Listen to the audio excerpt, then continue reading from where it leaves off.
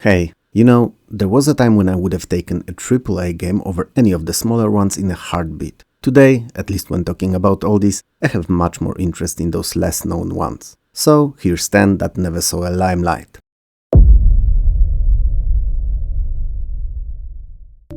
Sliders is a futuristic sports game that's conceptually a bit similar to Marble Madness, mixed in with football. So, soccer for all you friends across the pond.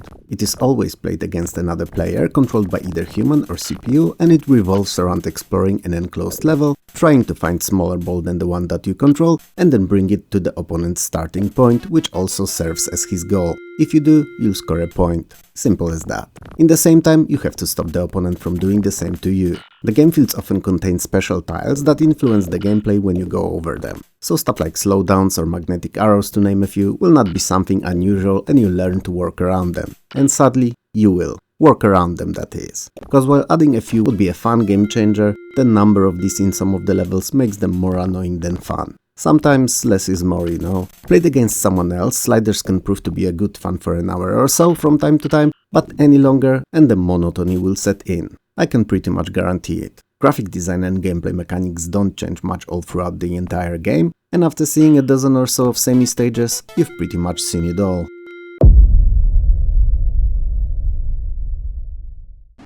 Slordax the Unknown Enemy is a vertically scrolling shoot-'em-up which was developed by John Carmack before he left Softdisk to found id Software with John Romero. 700 years prior to when the game takes place, titular Slordax were an alien race waging wars left and right, or left and right up and down I should say really, as it took place in space. Anyway, they tried to conquer all of the known universe, and that's what's important about them. What happened to them between then and now? Nobody knows, they've been long gone, and many managed to forget about them altogether. The Intergalactic Defense Alliance, in short IDA, believes that Slordax will return soon, and restart their aggressive dealings. So, to make sure that it does not happen, IDA sends their best and brightest fighter in their brand new, and still shiny, Red Dog Adaptive Strike Ship, which can be shortened to Red Dog AS. Not sure it was intentional, but I can only assume that it's not a coincidence. You play as that exact hero pilot, which is not a surprise, as if anyone can defeat a whole race of alien species, it's you. I mean, I wouldn't like you to, you're good and not a killer, and oh wait, I just realized that IDA is sending you to Slordian part of the galaxy to destroy their bases before they can prepare for an invasion. Invasion that we have no proof of. Especially that after 700 years they could have changed their ways and evolved to be peaceful species. I'm so sorry for sending you there. Honest. No fingers crossed, see? The game is composed out of 5 levels and features various different enemies, environmental dangers, and upgradable weapon. Whenever you die, your weapon is reset to the basic single shot, so... staying alive is more than crucial than anything else in this one. And not just because of the weapons, but also because of the lives you'll be taking. I mean saving, yes, saving. Slordax's graphics are pretty standard for EGA shoot-'em-ups, and while not spectacular, they don't seem to be too annoying to the eye to enjoy it. Sounds are, well, rather bad, but whatever. The most important thing is that the game's fun, and it is. So if you like arcade titles, make sure not to skip this one.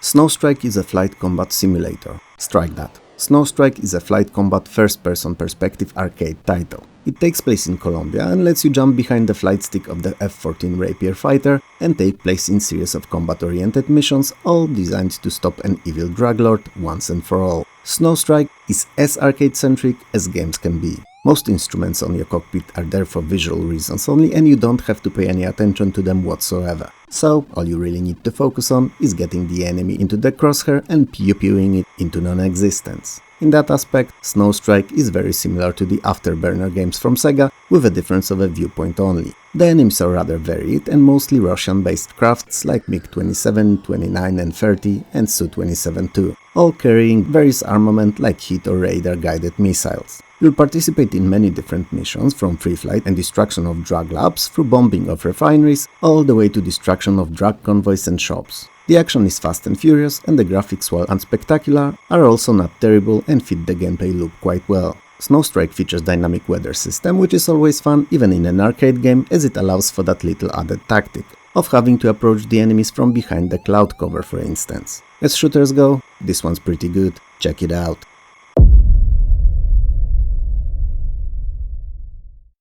Space Conflict definitely lives up to its name. It's a turn-based strategy set in space in which your goal is that simple: to annihilate any and all opposing forces. It can be played against the CPU or another player, and I'd suggest going for the latter if possible. Each of the two sides of the conflict starts with a starbase, few ships and a bit of cash to get them going. Now, let's be clear here. Space Conflict is neither Master of Orion nor Space Empires. It's a simple strategy that manages to escape the clutches of being called basic by aiming at the niche of gamers that are keen on being challenged strategically but don't feel like spending hours familiarizing themselves with the game, all its inner underlying and interconnected mechanics, and just wanna battle it out in space. And the fact that Space Conflict is in this video only proves that there weren't that many of these kinds of gamers on PC, at least not in 1993. Each of the numerous kinds of ships, from scouts to huge destroyers, is described by series of stats of hull strength, shields, energy, number of weapon base, scan range and number of moves per turn, with attack always counting as a move in combat too.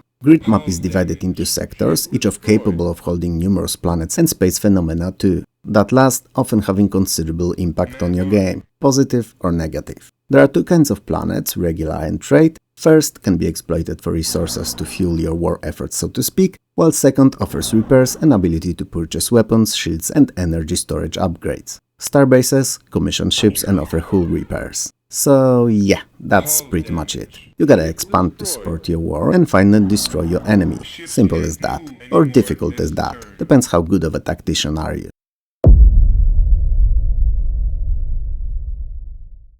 Space Station Escape takes place on a, well, space station.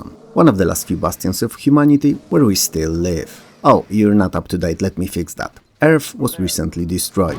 Yep, sorry to let you know like that. Also, if you're still on the surface, escape. Now, Space Station Escape is a sci-fi first-person shooter in which aliens attacked said station, eliminated or locked off most of its crew, replaced them with bioengineered clones of humans and turned station's automated defense systems against you. So, from the get-go, you're up against an overwhelming enemy forces. The game is built out of 20 levels, 5 of which were available in the shareware version, and goal of each of these is to kill all clones, droids and occasional aliens too, rescuing found captives, and ending with either escape through the exit in allotted time or disarming of station's self-destruct system. There are few weapons in the game and a whole rainbow worth of various keys to open color-coded locked-off areas for that obligatory FPS environmental puzzling. Now, Space Station Escape is by no means a bad game. It's decent, and in 1993 it would have been one of the first few FPSs and would have sold faster than devs could print the registration codes for it and send them out. In 1995, however, when it released, we had dozens of other games in the genre. And let's be clear here, most of them much better than this. So it ended up where it did, in the bottomless pit of unimportant titles forever forgotten by time. If you enjoy FPSs, especially those more like Wolfenstein 3D rather than the newer ones, then yeah, it may be worth a playthrough, at least to tick it off of your list of games to check out. But if you prefer something more substantial, then, simply put, it's not worth the time investment.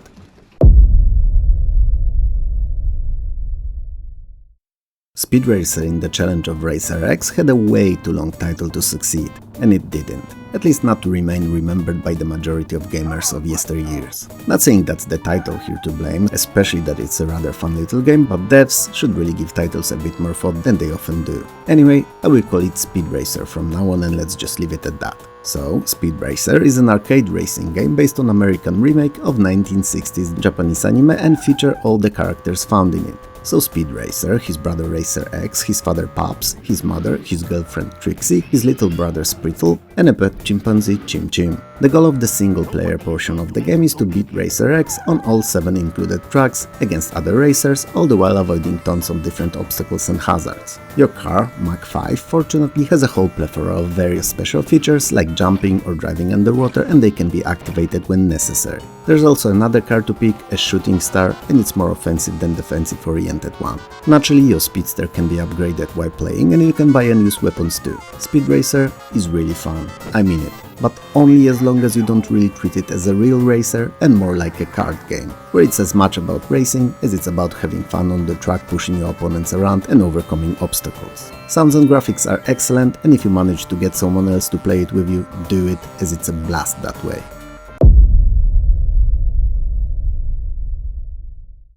Star Quest 1 in the 27th century is probably the best shareware game in today's video, period. so let's jump straight into the next one.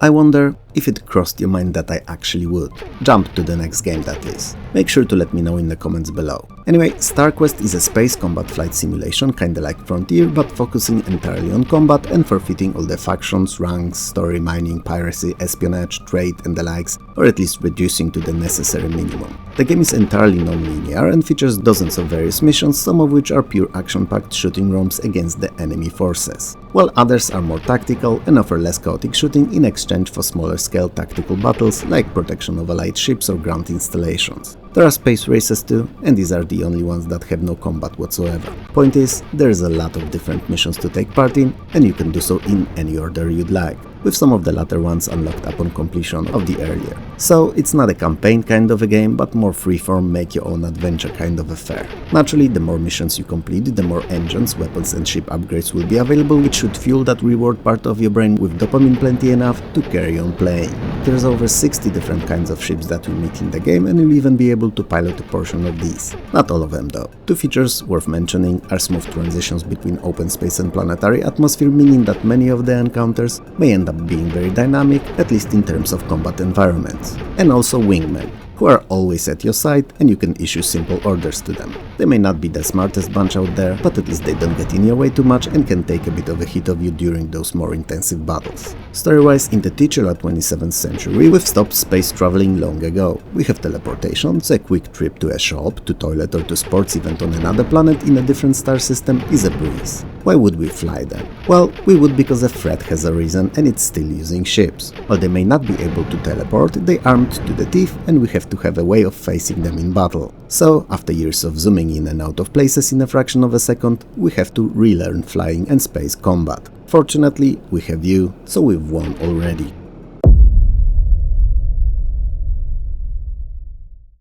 Star Reach, aka Space Federation, is a sci-fi space-based real-time action strategy blending economic simulation and management with outer space combat. And it's one of those so popular these days 4X games. So, extra extermination, I'm sure that's what it means, or maybe expert extreme extraterrestrials extermination. One of the two. Anyway, Star Reach feels like a mixture of Star Control and Master of Orion that never reached the heights of either of the giants of gaming. It doesn't mean it's a bad game, as it's most definitely not, it's just not as good as it could have been. It takes place in the 21st century, and after an unsuccessful attempt of peace talks, an inner space war breaks up between the 7 alien species living in the galaxy, each trying to take control of the others. And that's also how you can win the game, because there's only 2 victory conditions. First being total annihilation of all opposing forces, so a control of all the planets in the galaxy, and second, destruction of all enemy headquarters. It's a bit limiting choice, not allowing for any peaceful or stalemate endings, but whatever,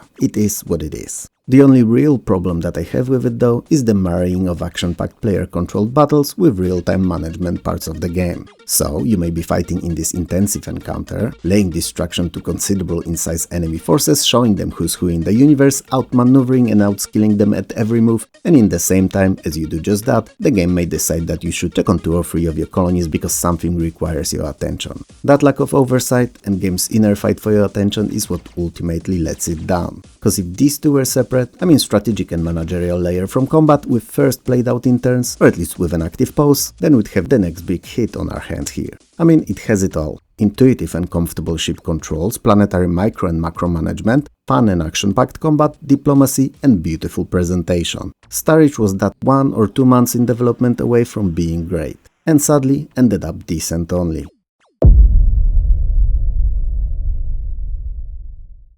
Starblade is a sci-fi action-adventure game that's very similar to Silmarill's previous title, Colorado, but set in space. If you've seen that one, you'll grasp what this one's all about in an instant. If you haven't, then it's a bit of a mess, but a fun mess at least. The year is 3001 and we are no more. I mean, the Earth's gone and all the major pockets of humanity have been wiped out too, short of few small high-tech colonies hidden in vastness of space, and a one small village of ghouls. Wait a minute, wrong video, sorry. And Cephalhydra's, a race of aggressive insectoids, is to blame for it all. What's worse, they're not planning on stopping and want to rid the universe of us once and for all, as if we were some kind of a nasty disease. So, they've genetically modified their queen brood mother to spawn legions of super warriors at an M16 pace, meaning she can give birth to them at an uncomfortable speed. So, as usual, our last hope is you. You will have to put down that game that you were playing, and I bet it was fun, board the star cruiser aptly named Starblade and head off to find where the alien queen is to destroy her, before she manages to breed an army that we won't be able to stop. A lot of your time in Starblade will be spent exploring the planets, gathering interesting or useful items and clues to the Brood Queen's location, and trading for supplies to upgrade your ship and arm it to the teeth. All the while fighting off various bounty hunters trying to cash in on you on land and in space, because of course that the aliens are trying to stop you at all cost. So, what is Starblade after all? Well, imagine Elite but in 2D with more emphasis on combat, and that's pretty much it. It's a good game, and I have no idea why it wasn't more widespread, but if I had to guess, I'd bet on it being a bit too repetitive. So, if anything I've said to this point sounded interesting or you enjoyed Colorado, then by all means, give it a go, you'll have a lot of fun. In any other case, it's best if you make your own mind about it.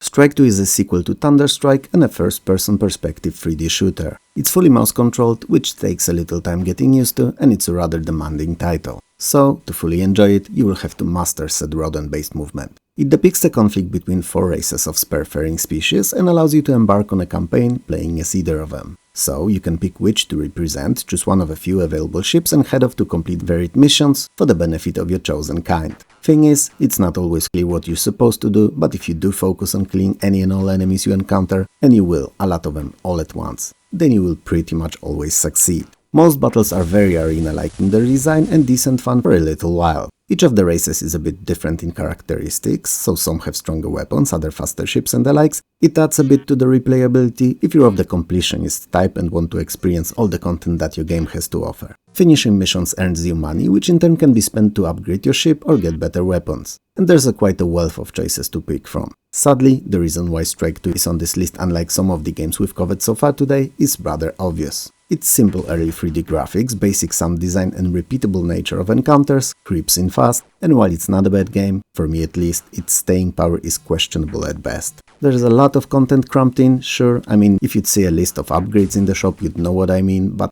honestly, the difference between them in my eyes was superficial. So the highest shot of dopamine I imagine getting from Strike 2 comes from turning it off and jumping into another, better game.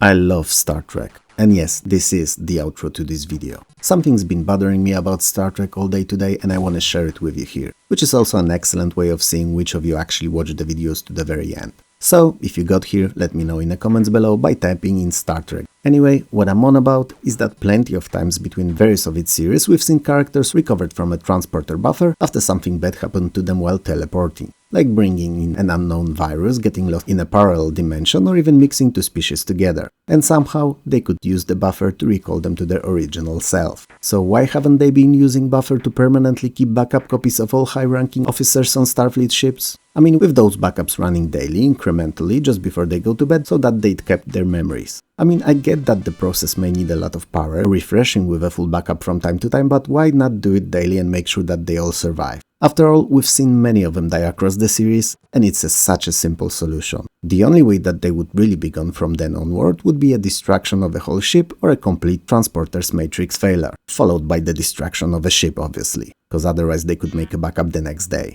Wow, I'm so out of touch what these videos are all about. So, if you knew any of the games, let me know and I will make sure to see you next time. Peace.